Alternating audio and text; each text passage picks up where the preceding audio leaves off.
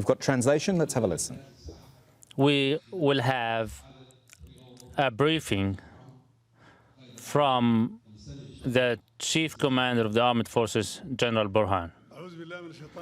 In the name of Allah, the Almighty, the Merciful, may God's peace and blessings be upon His sealed Prophet Muhammad, and His peace and blessings be with you. You are the representatives of the media, the pulse of the people, and I am certain that you will convey the true message and the true picture on the basis of which the majority of public opinion in Sudan will be formed. It is your professional duty.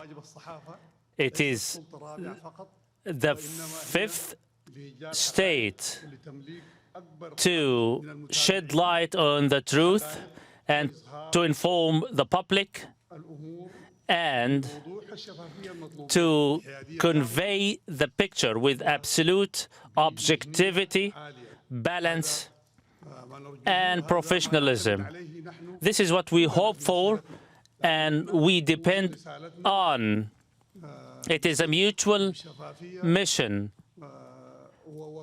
Transparency, veracity, and truthfulness, and above all, patriotism.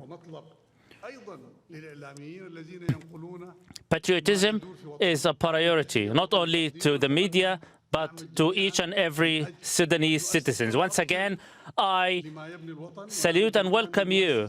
Hope that we will all join forces towards building our own homeland. We are here to make clear the guiding principles for our future. Once again, we totally appreciate your role, and we also appreciate the dire situation our country is going through.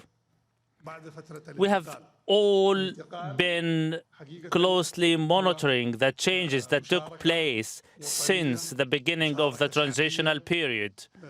It was the outcome of people's sacrifices. The Sudanese people have sacrificed a lot. Many lives were lost, and we all bank on the role and sacrifices of the people. All these sacrifices were made for the sake of transition towards democracy, justice, and peace. These were the slogans we all cherished and shared. These slogans were totally appreciated when the masses of the people gathered and demonstrated before our headquarters. It was our duty to respond to the demands and desires of the people.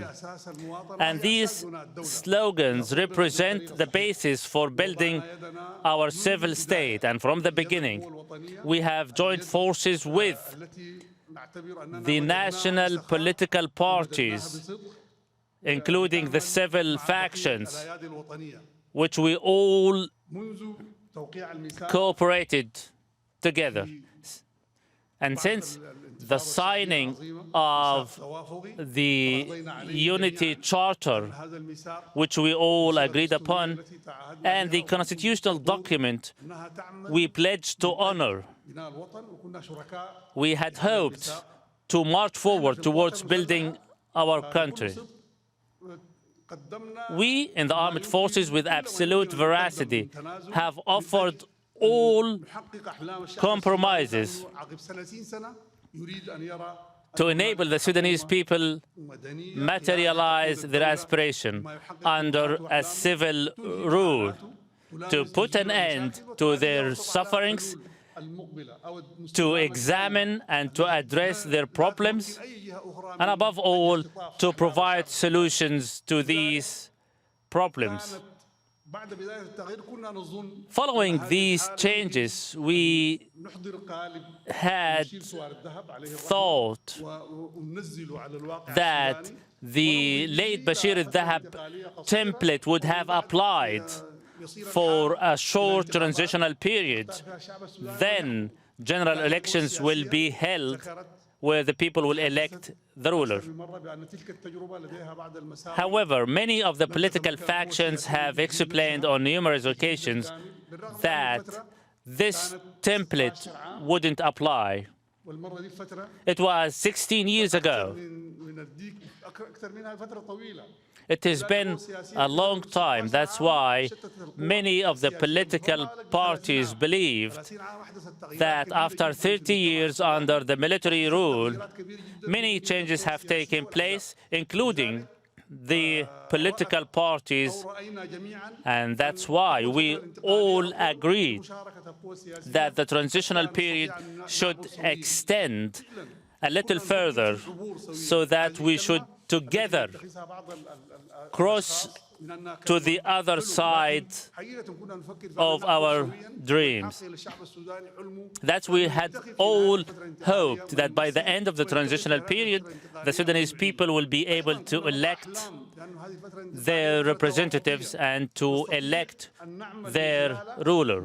We had also thought that the transitional period would be a field of cooperation where all efforts could be dovetailed. Yet, due to the absence of agreement and absence of cooperation, we have lost and we have missed a lot. We had hoped that the principles we had cherished would transcend above any personal, factional, or partisan gains, until we have come to a bottleneck where on a number of occasions we had to stand up to the Prime Minister and the factions who had signed the constitutional document with ourselves. On these occasions we have witnessed and we have touched a great deal of disagreement. It was a struggle for power sharing, distribution of the Legislative Council seats, distribution of offices across the provinces, and also distributing offices in many of the executive branch. As a result, we have come to a political fragmentation. All these dire consequences had caused the armed forces to step in. Those who have been following the political landscape in Sudan would have clearly realized that we have been doing all what we can to bring all the parties together, to maintain our harmony, and to accommodate all the political factions, including the Freedom and Changes forces and other factions believing in the principles of transition and the constitutional document together in one pot to join forces and to march forward. We proposed that the National Conference, the previous ruling party, would take part in certain fields within the Legislative Council. However, the initiative created by the Prime Minister was hijacked, and those factions started even to interfere in the armed forces' affairs, despite the fact that the armed forces was not represented in the initiative. Following the initiative, a number of the Freedom of Change forces, which were in the past made up of a number of factions, the Nida al-Sudan, the National Congress, and other factions. If you look at these components, we find them that they have been fragmented, either in pursuit of power or certain offices within the government. Even before that, we engaged in dialogue with these factions on a number of occasions, and we urged them not to declare a final charter or sign one until all the principles are agreed upon. All our calls were not heeded. They fell on deaf ears. The freedom and change forces had to bring all these components together. They were seeking legitimacy simply to hijack the revolution. We have been closely monitoring this situation with deep concern. Even they interfered with the military and armed forces affairs. Some of the components of the freedom and changes forces also meant to marginalize the armed forces and to manipulate the situation. After that, a well-planned, a pre-planned, concerted campaign was launched against the armed forces. Although we reiterated on a number of occasions, the armed forces is an independent, sovereign, non-biased institutions. It is not a representation of myself or any other person. We are all working towards maintaining our security and national interest, and we believe that all the political factions have a shared goal to maintain the national unity, to preserve the national interest. However, as clear in the constitutional document with respect to the regular forces, that the armed forces and the rapid support forces are regular, as etc.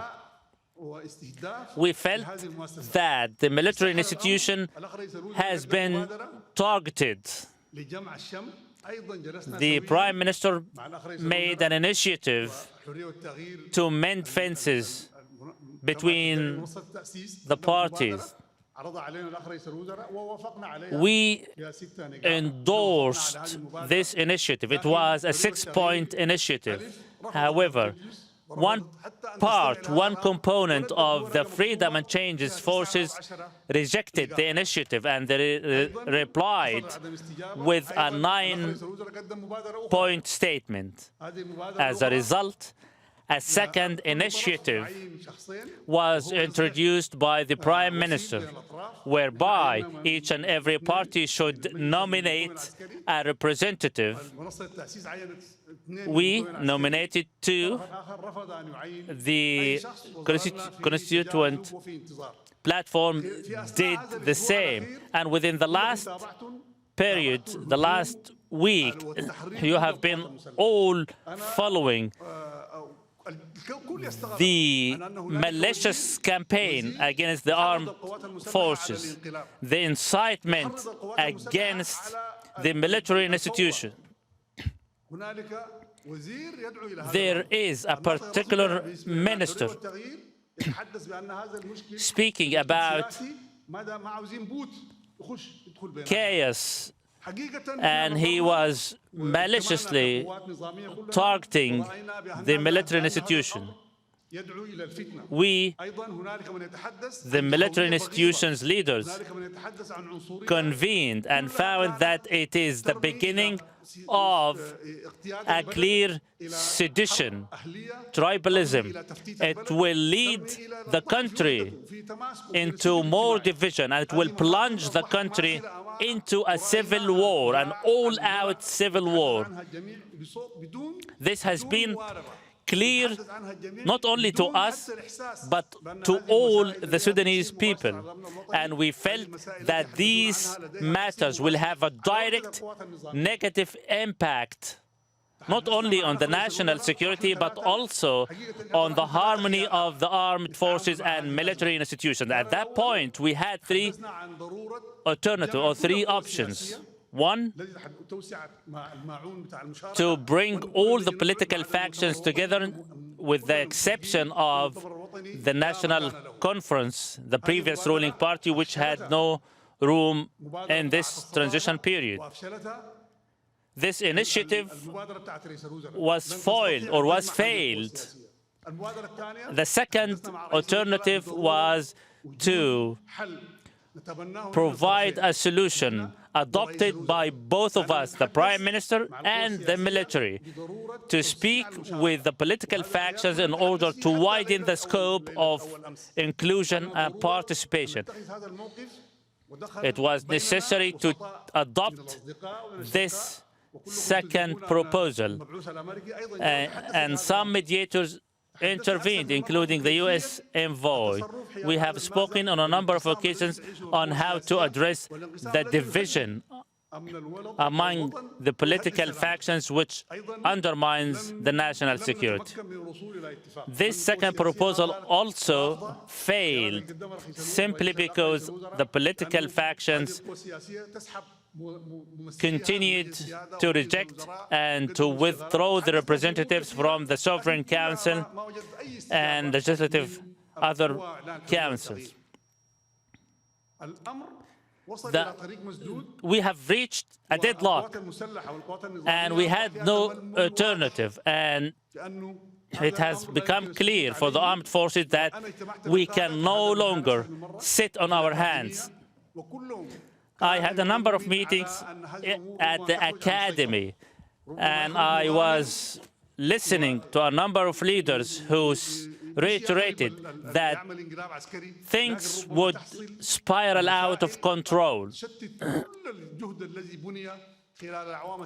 And all the efforts exerted over the past year would have been shattered, would have been left in tatters. That's why we stepped in order to restore the momentum and the rhythm of the revolution. That's, in brief, what we had in mind. We are here to heed the demands of the people, justice and freedom.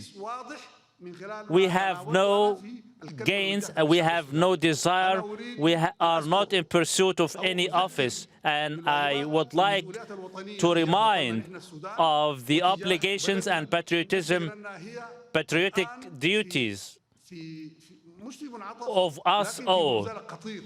Our country is at crossroads. If we fail to stand together, if we fail to stand united, the country will plunge into the unknown, domestically and regionally. We had always believed that our unity, our harmony is a linchpin to our security. However, certain political parties wished to manipulate the seat of power, meant to monopolize the situation. It is nothing but a direct threat to our national security. And we also reiterate that the constitutional document was drafted in a very difficult situation. Yet, we believe that it would lead to the materialization of a great deal of the aspiration of the Sudanese people.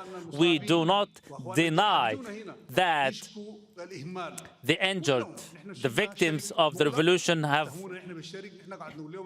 coming to complain about negligence. People from the east come to complain. They present their grievances. We cannot promise people with offices. We ask the factions to sit together to distribute the seats of the Legislative Council in the provinces' governorate offices and ask them to resolve their differences. 6% of the Legislative Council. Other offices should be under nomination. Each province should nominate a representative. We cannot offer empty promises. Each and every officer can do what he can in order to address this situation. We know that people in the East have their historical grievances of being marginalized. Other problems occur on a daily basis from the provinces of oil-producing provinces. Each and every province has its own problem.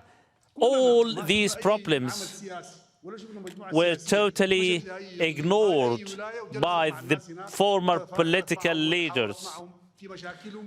We hope that the representative of the government should address these grievances and engage in direct talks with people with complaints. In the past, all the country's affairs were run from the capital simply because all the ruling factions aimed at maintaining their own partisan gains only. Together, we can rebuild our country. However, we, the military institution alone, cannot do so. We are concerned with the people's demands, the people's participation, the people's representation. That's why I reiterate that we are adamant that all the statements I made yesterday will be honored. Today, the pillars of justice will be completed. The Chief Prosecution, the Supreme Judiciary Council, and the Constitutional Court. The pillars of justice will be completed by today or tomorrow.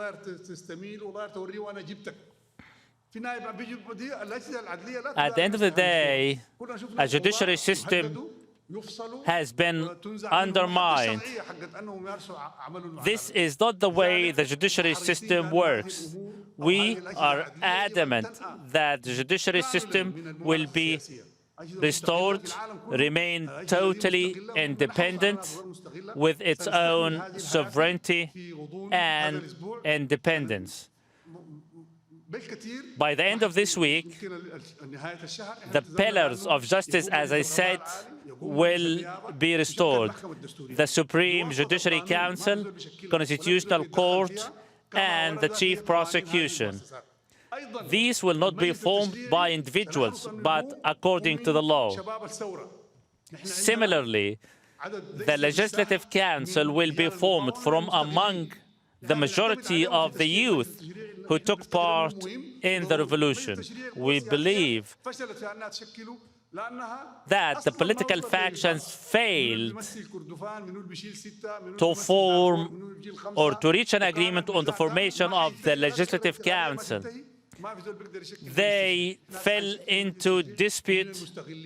We will form the Legislative Council from independent young youth, those who have no political affiliations, those who are willing to serve the country, those who have the national interest as their paramount priority.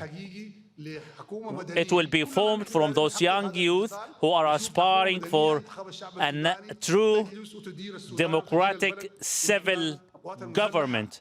We are willing to see this. After that, we will go back to the barracks, get back devoted to our work, and leave the civil government to rule. Since the JUBA agreement, we know that permanent governors are appointed for provinces. Recently, we agreed that the governors should be designated until yesterday. However, the political forces also failed to agree on these governors. As a result, the governors and governments within each and every province, I could say that all the state institutions have come to a grinding still simply because of the political differences, of the political disputes. Consequently, Sudan's productivity has come to a standstill. And above all, we are walking towards provincial and tribal division. Surprisingly, a minister is calling for or inciting the military to rebel. This does not live up to the spirit of a statesman. All these matters have come clear to the people. Some may claim that these are personal matters. However, this is not the way state institutions are run. We are here again to reiterate that we should remain all united, one hand, one heart. That's why the armed forces, as a linchpin to the security of our country, stepped in order to have the transition completed. And this transition will be completed until we reach a totally civil government. We are committed to this, and we are committed to all the objectives laid out in the constitutional document. The constitutional document was not scrapped, yet the articles relating to participation of other political factions were suspended. Those who believe that we are doing the right thing can engage with us. The Sudanese public may also form any entity to observe, monitor our performance, and to hold us accountable. Political factions are similarly free. They have the liberty to form any body or apparatus to monitor our performance. We have no objection. We are adamant to have a government formed that will have the total agreement and consensus among the people. We are adamant to have a government representative of all the people, of all walks of life, from each and every corner of Sudan. The true representation will be from each and every province. We, as a military institution or the Sovereignty Council, will not at any point of time interfere in the political affairs. A government will be elected by the people, representing all the people. Each and every minister will be elected on that basis, from governors to ministers. This will apply. in total professionalism and objectivity. Above all, total representation of each and every province of the Sudan. It is our duty at the same time to monitor the performance until the democratic transition is achieved. We have been consulting with a number of civil societies and other organizations, especially that at that point of time, the services and basic services are down. The United Nations and other international organizations believed that 1.5 years are sufficient. We extended this period of time with 2 months, where a constitution is drafted, elections scheduled and held, after which transition towards civil democracy is achieved. This time is sufficient for popular and public societies to form their own entities to observe our performance. We are adamant to have these goals achieved. We are adamant to abide by the constitutional document, and we are, above all, adamant to abide by the 16 principles of the transitional document.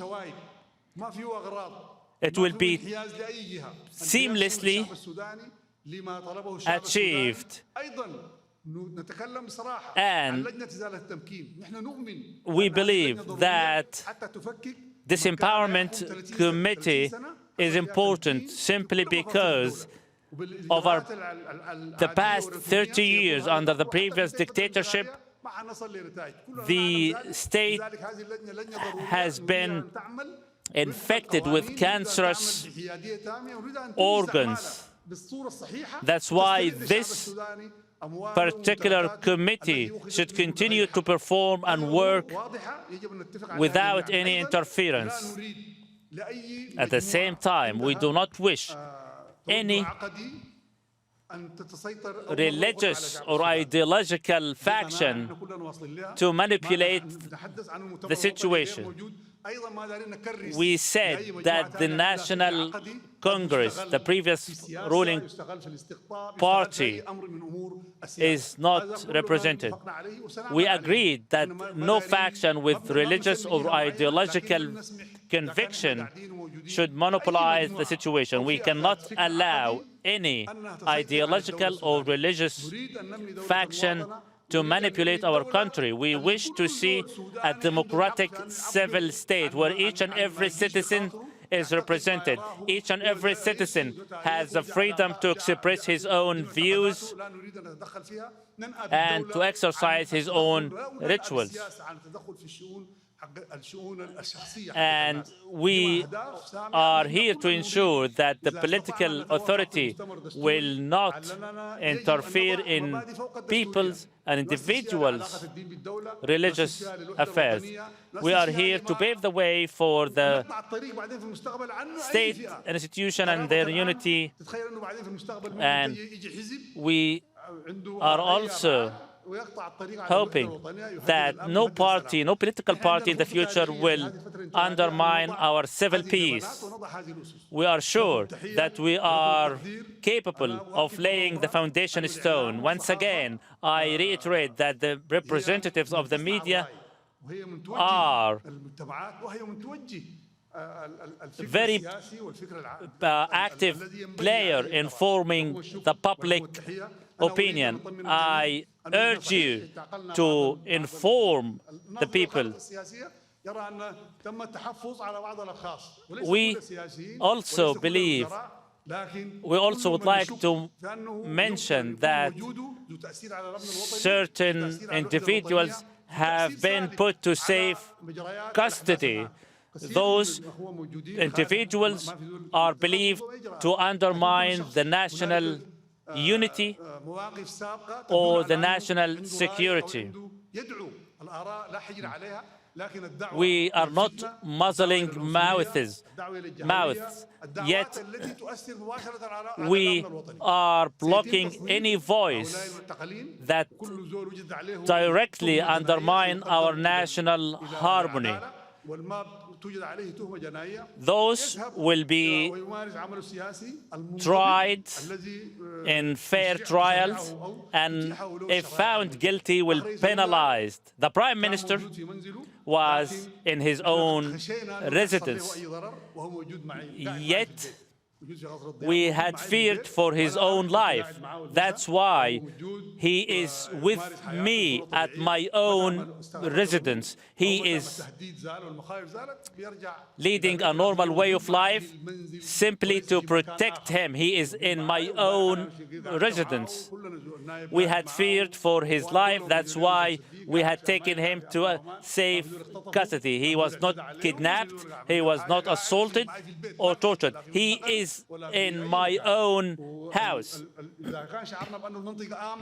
Once we feel the threat is over, he will go back to his own residence. And we believe that he is a patriotic character, and he will continue to support the revolution, support the transitional period until the final positive outcome is achieved. We thank him, Abdel Hamdok. We thank him very much.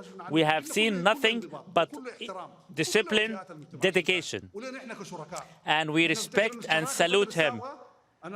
His partnership with us over the past months was disciplined, based on mutual respect, and we had a shared goal, the national harmony, the national interest.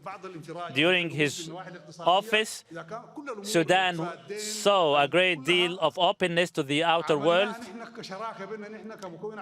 It was the result of true and genuine partnership between the military institution and the civil government represented by him. However, he was crippled by differences and disagreement among the political forces. On a number of occasions, he utterly said that there are certain threats hovering above our country. That's why he came up with 2 initiatives within 1 month. He is a very patriotic individual. He is sharing the same concerns. He is sharing the same hopes. However, all his efforts were met with obstacles, and they were crippled by the political disagreement. Again, I reiterate, he is enjoying a normal way of life. He is in good health. His movement is not restricted. He is simply being kept under safe protection. Once the threat is over, he will go back to his own residence, and you can then visit him. As I said, there were true threats to him, and that's why we had kept him in safe custody. No one can deny that he has offered great contributions to our country. He played a big role in bringing Sudan out of the exclusion, the global exclusion. A great deal of this credit goes to him, including our cooperation with the World Bank and other relations with the world countries, including the United States, namely lifting Sudan's name from terrorist blacklist.